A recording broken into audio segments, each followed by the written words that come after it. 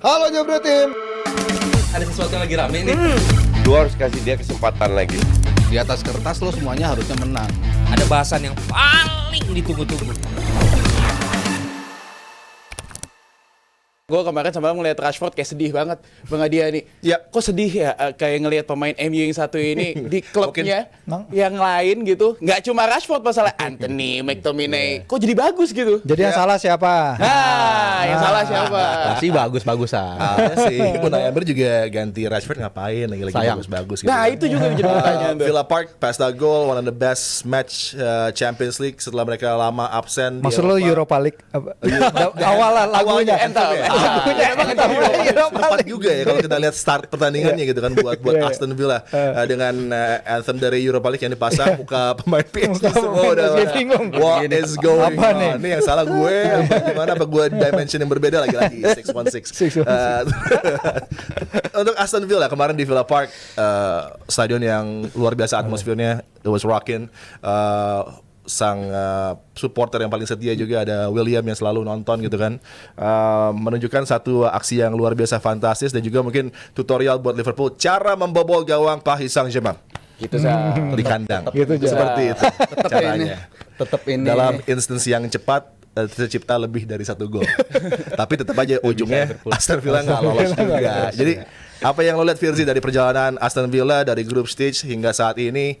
8 wins, nggak jelek-jelek banget, tapi sayang mereka bertemu dengan one of the best informed sides di Europe, Paris Saint-Germain yang punya apa ya target mungkin untuk bisa menembus hingga ke partai final. Kayaknya salah satu debutan terbaik ya. 8 kemenangan dari 12 pertandingan. Sebelum ini belum pernah ada tim yang punya catatan seperti itu. Ya granted karena ini emang juga adalah format baru, jadi pasti emang ada hal-hal baru yang terjadi dan Villa dari debut season mereka seperti itu. Dan ya di saat mereka sebenarnya seharusnya bisa leading at least untuk cut the deficit dari leg pertama, mereka kebobolan 2 lebih dulu. Itu hal terburuk yang bisa terjadi tapi kredit ke mereka ya, dipimpin oleh John McGinn bisa membalikan keadaan jadi 3-2. Ini pertama kalinya PSG nggak menang setelah leading 2-0 terlebih dulu di Liga Champions sejak Maret 2021 apa 2001 nih catatan gue, kayak Maret 21 deh. 56 pertandingan pokoknya. 56 pertandingan mereka sebelum ini selalu menang kalau udah leading dulu 2 gol, tapi sekarang kalah sama Villa. Ya, pujian bagi Emery dan anak asuhnya. Dan setelah pertandingan kan Villa Park nggak berhenti pesta ya, kayak seolah-olah mereka yang lolos. Tapi ya bagi banyak fans Villa setelah lama melihat para pemain mereka nggak main di Champions League, ini adalah suatu performance yang luar biasa. Yap, Aston Villa gue salut sih sama daya juang mereka ya. Tapi salah satunya hal kenapa Aston Villa bisa sengotot itu menurut gue karena bagi PSG secara perspektif mereka ngerasa job done gitu. Mereka ngerasa job done, dapat 2 gol cepet di babak pertama itu mereka ngerasa kayak tainya udah selesai deh. Ini pertandingannya udah diselesaikan, mereka udah memastikan untuk lolos. Jadinya switch off tuh satu tim kalau gue ngeliat, dan akhirnya si Aston Villa bisa back in the game dan permainannya makin ngotot, makin kesana makin ngotot. Tapi gue sendiri juga agak menyayangkan ya bagaimana Aston Villa tuh dalam 10 pertandingan terakhir sebenarnya salah satu tim yang lagi inform juga gitu. Biasanya kalau mereka diapit jadwal di tengah champion tuh biasanya ngaruh juga tuh ke form mereka di liga. Tapi nggak pernah menang kayaknya selalu dapat hasil sebelum terakhir negatif lah betul. biasanya. Tapi belakangan mereka dapat positif, bahkan mereka juga tim di Premier League kayaknya top 2 deh, tim teratas dari segi kontribusi pemain cadangannya bisa ngasih impact ya. Tapi di pertandingan tadi malam gue ngerasa semua pemain cadangan yang dimainin tuh nggak ngasih impact yang berdasarkan mereka tunjukkan dalam beberapa pertandingan terakhir gitu. Mereka ada 16 gol kurang lebih di musim ini tuh adalah akhirnya dari pemain cadangan. Tapi di pertandingan tadi malam ganti Rashford, gue rasa tuh momen dimana momentum Aston Villa tuh ngebunuh. Jadi nggak ada momen mereka bisa back in the game lagi gitu. Padahal Rashford tadi malam gue rasa itu penampilan terbaik Rashford dalam periode setahun 2 tahun terakhir lah. Gue salut banget sama performa. Dan harus diingat juga bahwa di top 5 European Leagues Marcus Rashford sejak gabung dengan Villa 5 assist yang terbanyak juga kan di Iya, 5 assist terbanyak. Jadi ada kontribusi lain selain juga menciptakan gol. Tapi kalau lo berdua ngelihat apa kita terlalu mungkin gua ya agak over criticizing Aston Villa karena mereka punya kesempatan luar biasa habis 3-2 untuk waktu yang cukup panjang itu, tapi chance yang mereka lewatkan. Sundulan Tielemans, Asensio, Konsa, headernya miss gitu kan. Asensio yang harusnya udah bisa menjalankan tugasnya dengan baik untuk melesakkan bola juga gagal. Apa ini menjadi kesempatan yang terbuang bagi Aston Villa karena peluang terbaik untuk mengalahkan Paris Saint-Germain. Dan bagi PSG sendiri, kita masih belum yakin juga nih. PSG walaupun dibilang best in Europe, free flow attack segala macam, tapi di saat mereka terbalik keadaannya tertinggal, ada beberapa kendala yang dialami oleh PSG. Iya, dan si Enrique emang bilang ya dia tuh marah sebenarnya ke tim ya. Dia bilang kita tuh nggak main dalam level Champions League. Dia bilang pada babak kedua mereka benar-benar menderita nih di Villa Park dan ya sangat terlihat dibantu dengan atmosfernya. Dia mengakui juga bahwa atmosfer Villa Park ini salah satu yang terbaik yang pernah dia rasakan baik sebagai pemain ataupun pelatih. Dan itu akhirnya mereka hanya perlukan margin kecil akhirnya untuk lolos, walaupun itu tadi small margin, small detail akhirnya menentukan. Kalau soal pujian terhadap Rashford sih sebenarnya memang anggapannya kalau baca-baca di media Inggris ya, dan juga pendapat-pendapat di kolom komentar dan reply di tweet itu emang Rashford bagus, tapi kita juga harus hati-hati nggak terlalu overhype dari kayak kebangkitan kayak ini jadi second renaissance dia atau dia wow jadi balik ke Rashford tahun 2019 atau yang zaman dulu 15-16 pada musim pertama setelah Euro setelah Piala Dunia juga harus hati-hati juga karena memang nggak semua dalam semua penampilan dia sebagus ini, bisa lebih, at least dia bermain lebih bagus daripada Jadon Sancho ya di Chelsea yang kita ingat bahwa awalnya dia di Chelsea dia sempat bermain bagus tapi kemudian seiring waktu outputnya ngedrop lagi. Jadi at least malam kemarin dia menciptakan the most chances 4 kali, the most dribble complete 4 kali. Kalau dalam melihat satu konteks pertandingan ini aja ya, inilah pemain yang kalau dia dalam moodnya bagus, kalau dia menemukan kebahagiaannya bermain selalu bisa. Dan kita ingat gue berkali-kali sempat baca dulu Rashford itu nggak efektif kalau bermain di kanan bersama Man United gitu. Nah kemarin tadi malam gocekan terbaik dia justru datang di sisi kanan gitu. Artinya Emery dia tahu sesuatu gitu. Dan Adi tadi bahas juga soal Prince William. William itu dia kan sempat diwawancara Sky ya pada leg pertama ya. Dia juga mengungkapkan bagaimana si Emery itu so detail banget di latihan. Sedetailnya sampai kalau ada pemain di latihan satu posisinya pun geser dikit dari kemauan dia benerin tuh latihan, dia berhentiin, dia geser latihan, berhenti dia geser. Tapi dia nggak lihat latihannya dari berapa meter? Enggak, dia nggak dari jauh ini dari jauh sini kan, dari balik jaring itu kan, enggak beda ya, itulah bedanya. Emang mungkin si Rashford perlu pelatih yang so detail minded kayak gini, sedalam itu dia ngelihat positioning pemainnya. Dan selama dia contribute dan outputnya ada, ya menurut gua loss ke timnya Pak. Tapi gua ngeliat Rashford tuh kayaknya paling cocok manfaatin itu di sistem yang transition football sih. Menurut gua itu salah satu hal paling bisa ngeluarin performa terbaik dia. Ya kita tahu PSG tim yang selalu bisa nguasain bola lah. Bahkan 2 gol mereka tuh berasal dari situasi serangan balik dan itu cair banget gitu, kayak ngebelah Aston Villa dengan begitu gampangnya. Dan gua rasa situasi-situasi transisi ini dapetin Aston Villa itu cocok banget ke Rashford. Makanya nggak heran musim terbaik Rashford bersama MU pun juga datangnya ketika di musim pertama sama Ole. Habis itu datang di musim pertamanya Ten Hag. Ketika musim-musimnya itu kebanyakan mereka nggak possession base gitu. Mereka lebih banyak manfaatin transisi. Dan bahkan gue mengharap di timnas Inggris untuk di posisi left wing untuk main di sistem transition football, Rashford menurut gue masih yang terbaik gitu. Ini salah satu pemain outputnya, walaupun emang gaya dia gitu ya, gaya main dapat bola, cutting inside, gocek-gocek, shoot, kadang begitu terus. Tapi dia menurut gue masih yang terbaik gitu di salah satu daratan Inggris untuk posisi left wing, main di transition football, ini yang paling cocok. Makanya gue nggak heran Thomas Tuchel masih ngelirik dia juga kan untuk di timnas Inggris sekarang gitu. Jadi gue ngerasa di sistem yang main transition dia masih yang tercocok. Dan dia beruntung sebenarnya di saat sama si Grealish, si Foden itu hilang, bukan off lagi, itu udah nggak tahu kemana mereka. Nggak ada aja. Nah makanya ya kalau dia bisa balik lagi ke setup Inggris ya itu lagi-lagi akan jadi pukulan bagi Man United bahwa sebenarnya ini pemain ini masih ada, tapi entah kenapa dia nggak happy.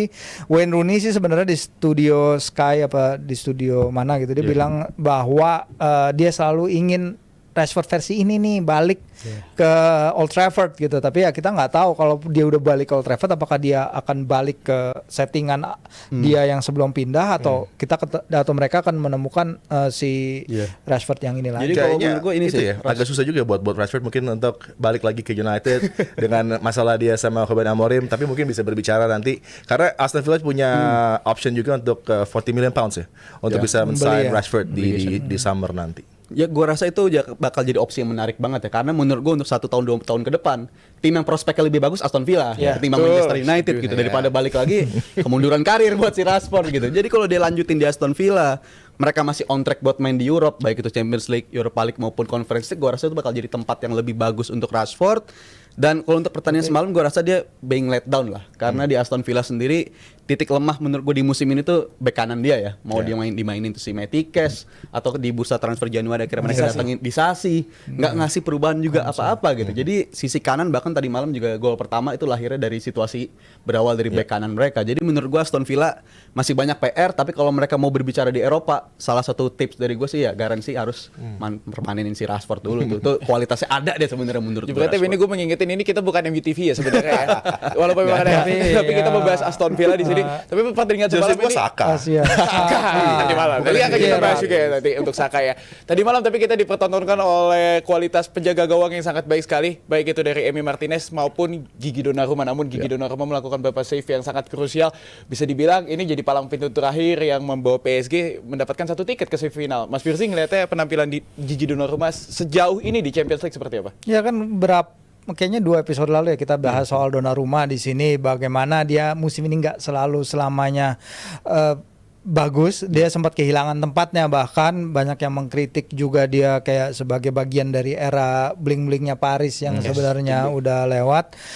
Tapi kemarin dia buktiin save-nya untuk Tielemans itu luar biasa banget. Yang itu kacau banget, bagus banget. Tapi kalau dia emang bisa balik ke performa terbaiknya, Paris perlu dia, emang Paris sangat perlu dia. Dan kita tahu tim yang juara Liga Champions bukan tim yang terbaik menyerang, tapi biasanya tim yang bisa bertahan dengan lebih baik dan mencegah lawan-lawannya dari mencetak gol. Dan hari ini dia ujian sangat besar, one on one lawan Asensio itu juga sangat bagus. So ya kita lihat nih bisa nggak dia menghadapi tantangan berikutnya. Ya gue rasa nih one of the best performance dari Donnarumma juga ya, karena gue inget di beberapa musim lalu pun dia juga sering jadi biang keladi error gitu. Di musim 21-22 lawan Madrid yang di situasi udah unggul agregat 2-0, hilang bola dihukum sama Benzema. Itu kan hal-hal seperti yang itu lawan biasanya City juga ya. Biasanya dia sering terjadi momen-momen kayak begitu error dan akhirnya costly untuk timnya. Tapi di musim ini gue rasa momentum demi momentum bisa dia dapetin. Bahkan ketika lawan Liverpool tuh gue ngerasa dia beton lah, ini orang kuat banget. Walaupun di leg pertama agak ya bisa diperdebatkan tuh gol yang bisa dihindarin dari Elliot, tapi di leg kedua gue rasa dia pembeda banget dan masuk di babak penalti ya, seperti yang udah dibahas waktu itu pas review, monster banget gitu dia pas situasi penalti. Jadi gue rasa dia kayaknya dapat momentum lagi, dan kalau ngomongin bagian dari masa depan PSG, dia masih dapat bagian lah karena porsinya masih sangat bagus dan nyelamatin PSG banget ya. Tadi malam sangat-sangat krusial peran dia tuh. Iya, dan bagaimana Paris Saint-Germain dengan Luis Enrique selalu tone-nya di set dari 2 wingback, flying wingbacks, pressing high, kemudian juga mereka punya kemampuan ball retention yang baik, dribblenya luar biasa untuk menembus menuju ke zona pertahanan. Achraf Hakimi yang membuka account keunggulan PSG lagi di leg kedua. Goal involvement-nya 7. Dan ini adalah pemain yang pivotal banget. Kemudian Nuno Mendes di sisi yang berlawanan, 5 gol dari seorang pemain bertahan terbanyak di musim kali ini di Champions League. Jadi 2 pemain ini benar-benar sangat berpengaruh dengan sistem yang coba dimainkan oleh Luis Enrique, juga dengan kekuatan lapangan tengah yang menjadi cover yang baik untuk 2 wingback ini. Ya kayaknya 2 kekuatan dari samping kiri dan kanan itu terbantu oleh 3 di tengahnya mereka ya, dengan Neves, Ruiz, Vitinha juga. Bagaimana mereka bisa menarik pemain-pemain Villa dari posisi mereka, gelandangnya Villa, sehingga menciptakan passing lane, menciptakan attacking lanes yang bisa dimanfaatkan oleh kedua wingback. Ya kita tahu di sepak bola modern peran wingback itu krusial, terangkat ya. Liverpool yang salah satu pelopor lah ya dengan Andy Robertson dan juga si Trent, dan sekarang kecepatannya Achraf Hakimi kita udah lihat di Piala Dunia dia bisa seperti apa. Dan sementara Nuno Mendes sejak Euro kemarin sebenarnya udah mulai gua perhatiin lebih, karena pemain ini ya kita lihat seorang back finishingnya kayak kemarin gitu, Luar biasa. Adi luar biasa banget, dan cara dia naik turun lapangan luar biasa. Lagi-lagi kita tahu ada satu tim yang main dengan wingback tapi lagi kesulitan nih nyari pemain. Ya, nah ini cara bagaimana bermain dengan wingback yang baik dan benar. Terus bersama dengan Inter juga ada juga PSG. Jadi emang apa ya, terlalu banyak ujian yang harus kita berikan juga kepada dua pemain itu. Masa Dargo sama Dalo dibanding-bandingin. Iya, beda lah. Satu lagi soalnya kita bahas lebih parah, Crystal Palace dengan sistem yang sama Glasner. Walaupun kemarin ada agak off sedikit ya lawan City. Tapi gue nanggepin soal dua fullback ini emang musim ini mereka meningkat ya, terutama si Nuno Mendes, karena gue inget di performa dia musim lalu pun juga salah satu yang gue ngerasa nggak impress lah performa dia bersama PSG, berlanjut bersama Portugal di Euro pun juga nggak bisa manfaatin kemampuan dia gitu. Dia kemampuannya mau maju nanggung, skill nggak oke banget, tapi defense juga kerap kali jadi lumbung, jadi kesalahan-kesalahan gitu ya. Tapi di musim ini dia meningkat baik dari si aspek defense maupun dari aspek nyerang. Dia benar-benar meningkat banget, dan dia meningkatkan aspek end product dia itu menurut gue penting banget, dan kebantu sama ini sih 3 di gelandangnya itu bener ya. Bahkan João Neves tuh di musim ini 40 plus tackle, dia salah satu yang terbanyak di Europe, bahkan di Champions League dia yang terbanyak sekarang. Usia masih sangat muda, dan PSG musim ini memang secara distribusi gol merata banget ya. Mereka tim yang bisa nyakitin lo dari situasi apapun, dan lewat siapapun tuh lo bisa disakitin gitu. Bahkan salah satu top assist mereka di liganya, top 3-nya tuh ada João Neves juga di sana. Anak baru tapi kontribusi kreativitasnya juga ada di sana. Jadi dia tim yang benar-benar dinamis banget, dan kebebasan tuh pemain tuh kayak punya kebebasan dan punya tanggung jawab untuk nyelesain peluang masing-masing gitu. Jadi menurut gue itu kekuatan bagi PSG, dan tetap masih jadi favorit menurut gue top 2 lah bersama Barcelona untuk dapetin Champions League musim ini. Walaupun tadi malam agak shaky ya. Lu tadi sempat ngomong top 2, tapi kalau kita lihat di sini terlihat sekali kelemahan dari Luis Enrique bersama PSG-nya di saat tekanan yang sangat besar diterima oleh Aston Villa sampai akhirnya kebobolan 3 gol. Apa yang perlu dibenahi, Mas Firzi, untuk menatap nantinya menghadapi Arsenal ataupun mungkin Real Madrid nanti?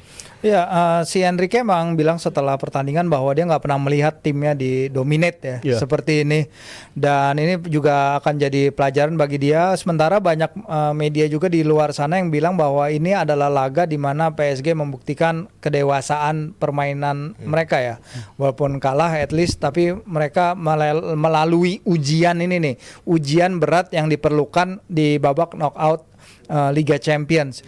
Ini adalah ujian yang mereka harus lewati apabila ingin mencapai hasil di mana belum ada tim-tim PSG lain yang bisa melakukannya di era Qatar ini ya, menjadi juara Liga Champions. Jadi menurut gua si Enrique pasti akan berkomunikasi lebih dengan anak asuhnya ya, dalam membenahi game management, game control terutama di laga ini. Tapi dengan mereka melewati ujian ini sih menurut gua ya kansnya jadi gede juga ya. Top 2 ya, gue masih yakin mereka top 2, top 3 kalau sama Inter lah diperdebatkan di musim ini. Tapi ya tipe-tipe kemenangan kayak begini, walaupun secara 90 menit kalah ya, tapi menurut gue cara mereka untuk bisa ngelanjutin pertandingan ke babak selanjutnya ini nambah pengalaman. Karena Mourinho kan juga dulu selalu bilang namanya Champions League tuh ada yang namanya football heritage gitu, dan di tim PSG sekarang menurut gue pengalaman mereka di Champions League tuh belum sebanyak itu juga. Walaupun di musim lalu dapat semifinal ya, tapi musim lalu kan bisa dibilang tim ini masih belum balance lah. Masih ada Mbappe di sana, masih secara output tuh dia masih yang terbanyak golnya. Bahkan Dembele musim lalu double digit pun juga seret banget itu untuk nembus hal tersebut. Tapi di musim ini semuanya merata, dan menurut gue itu nambah kualitas mereka makin oke, dan setiap lini jadi makin ada perannya gitu. Jadi menurut gue itu pembeda, dan mereka butuh tipe-tipe game kayak semalam sih, karena mereka ngebuktiin itu di league stage, dan sekarang di knockout stage mereka juga dapat. Menurut gue faktor MSN-nya itu bisa direplika. MSN Enrique di Barcelona sekarang udah bisa juga direplika di versi PSG yang sekarang. Nah, sekarang kalau kita lihat ke depan nih, dengan potential opponentnya mungkin Arsenal bisa menjadi tim Inggris ketiga kan dari Premier League yang berhadapan dengan PSG, dengan sudah ada persiapan Liverpool, kemudian Aston Villa, potentially Arsenal. Mungkin Luis Enrique juga dan PSG sangat menginginkan lawannya justru Arsenal, bukan ada kebangkitan dari Real misalnya untuk bisa membalikan keadaan, karena situasinya tentu akan berbeda kalau mereka berhadapan dengan Real dengan kondisi Real apalagi kalau bisa lolos dari keterpurukan di leg pertama itu. Ini akan membawa momentum yang luar biasa. Ya, exactly. Nah, kalau kita lihat Arsenal juga secara pengalaman ya, at least Arsenal sejak kembali ke Liga Champions kan emang mereka kesulitan menghadapi tim-tim besar, dan baru dalam setahun terakhir dia bisa mengatasi mental block itu.